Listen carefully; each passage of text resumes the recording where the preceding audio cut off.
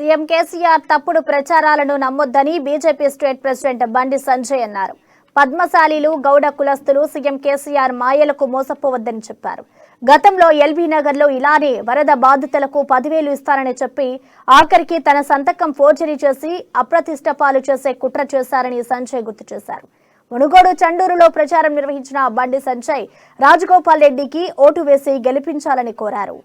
సమాధానం చెప్తే ఆ ఎంపీడీఓను ఎందుకు బదిలీ చేసినావు సార్ అని ప్రశ్నించడానికి రాజగోపాల్ రెడ్డి రాజీనామా చేసిండన్న.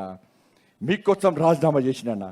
ఇక సంవత్సరం కాలం ఉన్నా కూడా మీకోసం రాజీనామా చేసినటువంటి వీరుడు రాజగోపాల్ రెడ్డి. మీకు నిలిచింది భారతీయ జనతా పార్టీ అన్న. మీకోసం పనిచేసే వ్యక్తి కావన్నా, కేసీఆర్కు గులాంగిరి చేసే TRS party కావన్నా.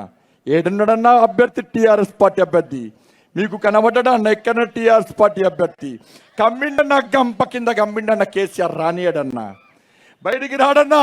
Bharatiya Janata party తరఫున పోటీ చేస్తున్న రాజగోపాల్ రెడ్డి పోతే ప్రజలు శాలువలు కప్పుతున్నారు, సన్మానాలు చేస్తున్నారన్న. కానీ టీఆర్ఎస్ పార్టీ అభ్యర్థి వస్తే డోర్లు మూసుకొని తప్పించుకునే పరిస్థితి అన్న. 10,000 నుంచి 10 లక్షల వరకు కమిషన్ తీసుకునే టీఆర్ఎస్ పార్టీ కావన్నా పేదలకు ఆపదస్తే, కష్టం వస్తే